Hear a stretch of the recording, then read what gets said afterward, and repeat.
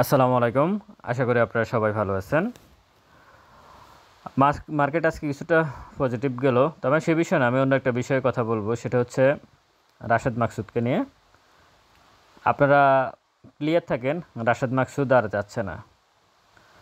Bangladesh security exchange কমিশনের chairman পদে উনি যে পদটা অলঙ্কৃত করে আছেন, এটা উনি ধরে রাখবেন। উনি এখান থেকে যাবেন না।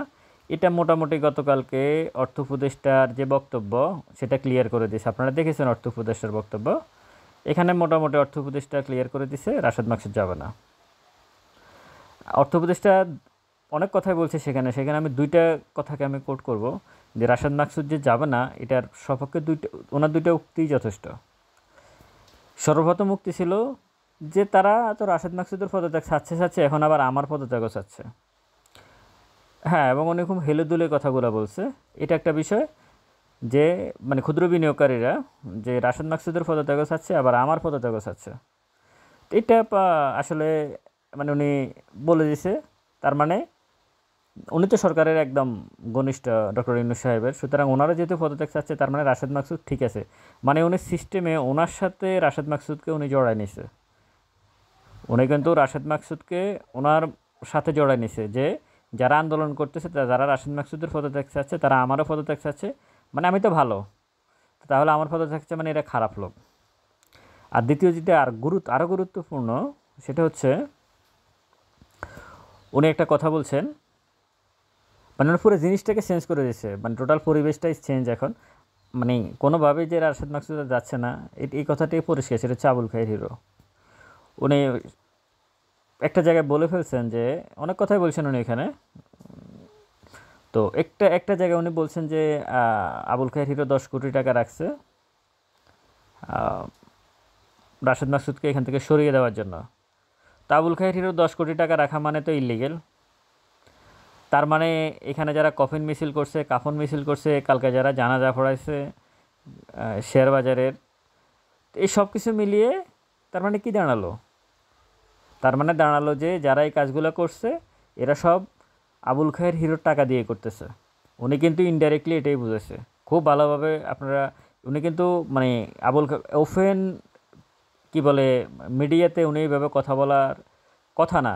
উনি যেহেতু এটা বলছে, তার মানে উনি এটা ইস্টাবলিশ করে দিছে যে আবুল খায়ের হিরো 10 কোটি টাকা রাখছে রাশেদ মাকসুদকে এখান থেকে সরিয়ে দেওয়ার জন্য। সুতরাং সে যাবে না। এটা কিন্তু পরিষ্কার এই কথা বলছে, সে যাবে না। তো সুতরাং আপনারা যারা ক্ষুদ্র বিনিয়োগকারী আছেন, আপনারা আন্দোলন করতেছেন, ঠিক আছে। আন্দোলন চারিদিকে হচ্ছে, অনেক কিছুই হচ্ছে। সেটা নিয়ে আমি সন্ধ্যা দেখি একটা রাজনৈতিক বিষয়ে একটা ভিডিও দিতে হবে। কারণ আন্দোলনের রাজনীতির সাথে তো সব কিছু জড়িত। রাজনীতি নিয়েও কথা বলা উচিত বলে আমি মনে করি। যেমন রাশেদ মাকসুদ এখানে আসছে রাজনৈতিক পট পরিবর্তনের কারণে। অর্থ উপদেষ্টা জনাব সালাউদ্দিন সাহেব এখানে আসছেন রাজনৈতিক পট পরিবর্তনের কারণে। সুতরাং রাজনীতি নিয়েও আলোচনা করা উচিত বলে আমি মনে করি। তো রাশেদ মাকসুদ এখান থেকে আপাতত যাচ্ছে না। তবে মার্কেটও আর খুব বেশি পড়বে বলে আমি মনে করি না। এটাও যেমন সত্য, আর রাশেদ মাকসুদও এখান থেকে যাবে না, এটাও সত্য। সব কিছু মিলিয়ে আসলে ক্ষুদ্র বিনিয়োগকারীদের শেষ মুহূর্তে অর্থ উপদেষ্টা কেন এভাবে মানে উনি বোঝানোর চেষ্টা করতেছে যে আবুল খায়ের হিরোর টাকা দিয়েই যারা এখানে মিছিল মিটিং করতেছে, রাস্তায় আন্দোলন করতেছে, সমস্ত কিছু আবুল খায়ের হিরোর টাকা দিয়েই হচ্ছে। আবুল খায়ের হিরো চ্যালেঞ্জ দিছে নাকি রাশেদ মাকসুদ এখান থেকে বের করে দিবে, যেহেতু তারা এত জরিমানা করতেছে। এই আসলে রাশেদ মাকসুদের সবচেয়ে বেশি ক্ষতিগ্রস্ত হয়েছে আবুল খায়ের হিরো, এটা ঠিক। সাকিব আল হাসান, এই দুজনে কিন্তু সবচেয়ে বেশি ক্ষতিগ্রস্ত হয়েছে। আর ব্যাক্সমিকো লিমিটেড, সালমান এফ রহমান, এই 3 গ্রুপেই সবচেয়ে বেশি ক্ষতিগ্রস্ত হয়েছে। এই যে আপনারা 1000-1500 কোটি টাকার যে জরিমানা দেখতেছেন, এই সবগুলোই কিন্তু আসলে রাশেদ মাকসুদে করছেন। এবং সেটা সাকিব আল হাসান, আবুল খায়ের হিরো এবং তার পরিবার, আবুল খায়ের হিরোর পরিবার সহ তার ওয়াইফ, তার বাবা, তার ভাই, তার শ্যালক যা আছে সব, এবং তাদের প্রতিষ্ঠান মোনাক মার্ট, এটা সাকিব আল হাসান এবং আবুল খায়ের হিরোর নিজের জয়েন্ট প্রতিষ্ঠান। তো এরাই সবচেয়ে ক্ষতিগ্রস্ত। এটাকে উনি আসলে সামনে নিয়ে আসছেন। তো সুতরাং এই সব কিছু মানে বিবেচনা করে, যেহেতু উনি বলছে যে আমারও পদত্যাগ চায়, তা উনি কি পদত্যাগ করবে নাকি? করবে না, তার মানে রাশেদ মাকসুদও করবে না। আর দ্বিতীয় হচ্ছে আবুল খায়ের হিরোর 10 কোটি টাকা, এটা দিয়ে উনি পুরো জিনিসটাকে মানে পুরো আন্দোলনটাকেই উনি নষ্ট করে দিয়েছে। মানে ক্ষুদ্র বিনিয়োগকারী যে আন্দোলন করতেছে সেই জিনিসটাকে উনি টোটালি একটা মানে অপরাধমূলক জায়গায় নিয়ে গেছে, যে আবুল খায়ের হিরোর টাকা দিয়ে উনি এটা বলে নাই যে আবুল খায়ের হিরোর টাকা দিয়ে করছে, কিন্তু উনি যেহেতু সরাই দেবো বলছে আবুল খায়ের হিরোর 10 কোটি, উনি 10 কোটি টাকার হিসেব কোথা থেকে পাইলো? আবুল খায়ের হিরো ওনাকে বলছে যে 10 কোটি টাকা, তা আবুল খায়ের হিরোকে অ্যারেস্ট করে না কেন? সে যদি একজন সরকারি কর্মকর্তাকে সচিব পর্যায়ের একজন ইয়েকে রাশেদ মাকসুদকে সরিয়ে দিতে চাচ্ছে, এটা তো ইলিগেল, অপরাধ, তাকে অ্যারেস্ট করুক, তাকে অ্যারেস্ট করে জেলে নেক, সেটা তো করতেছে না। এবং নির্দিষ্ট করে উনি অ্যামাউন্টও বলে দিচ্ছে। তো সব কিছু মিলে আসলে এটা আমাদের বা আপনাদের ক্ষুদ্র বিনিয়োগকারীদের দুর্ভাগ্য, যে আসলে পুঁজিবাজারের বিনিয়োগকারীদের দুর্ভাগ্য। প্রতিটা সময়ে এরকম এক একটা লোক আসে।